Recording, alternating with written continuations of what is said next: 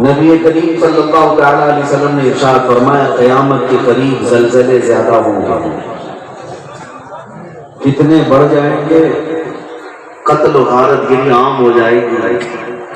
لیکن اس حدیث پاک کے جز میں سب سے پہلا لفظ جو حضور اکرم صلی اللہ علیہ وسلم نے ارشاد فرمایا ترمذی شریف کی حدیث ہے کہ علم اٹھا لیا جائے گا، علم اٹھا لیا جائے گا، اس کے بعد زلزلے زیادہ ہوں گے.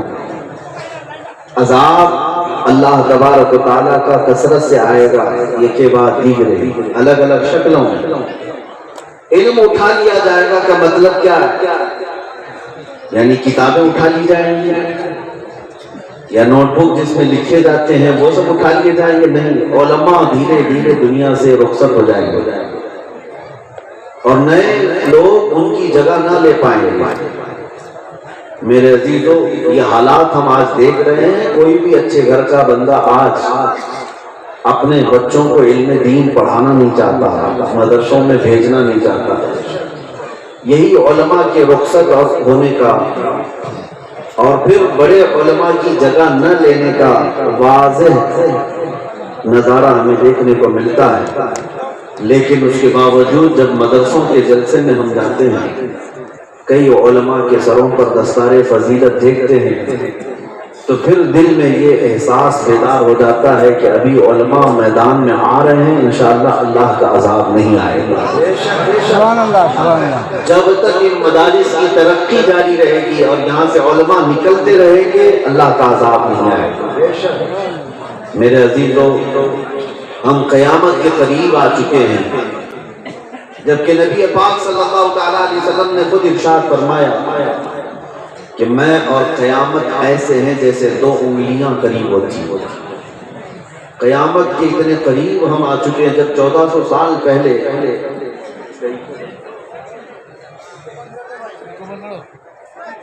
نبی پاک صلی اللہ تعالیٰ علیہ وسلم نے جب یہ ارشاد فرمایا 1400 سال پہلے کہ میں اور قیامت اتنے قریب ہیں جیسے دو انگلیاں ہیں، تو اس زمانے میں اب قیامت کتنی قریب آ چکی ہے.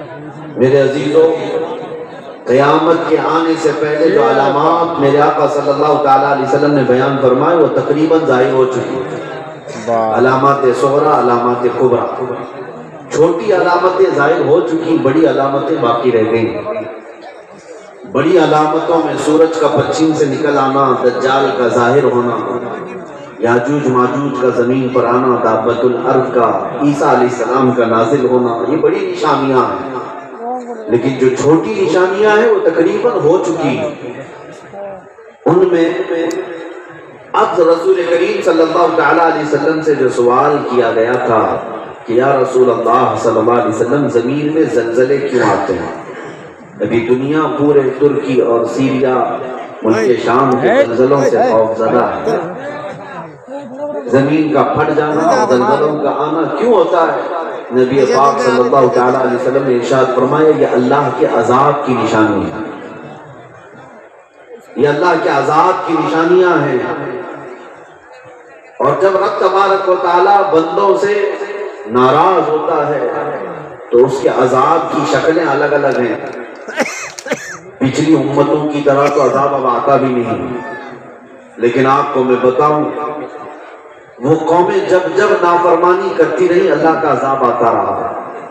سب سے پہلا عذاب جو اس روئے زمین پر آیا وہ نوح علیہ السلام کی قوم پر، سیلاب کا عذاب. باڑھ آ گئی، اتنا پانی آیا تھا کہ کوئی پہاڑ روئے زمین کا باقی نہیں رہا، سب ڈوب چکے تھے. لیکن وجہ کیا تھی؟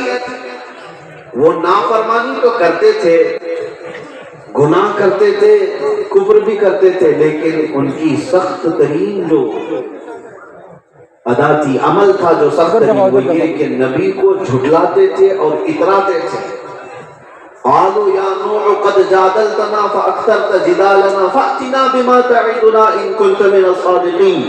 قرآن پاک میں حضرت نوح علیہ السلام سے یہاں تک کہتے تھے، جھگڑا کرتے تھے اور کہتے تھے اگر تم سچے ہو تو لا کر دکھاؤ عذاب. کیسا ہوتا ہے عذاب؟ یہ ہوتا ہے رب تبارک و تعالیٰ کو للکارنا، اترانا. گناہ کر رہے ہیں اور پھر اس پر اترا رہے ہیں.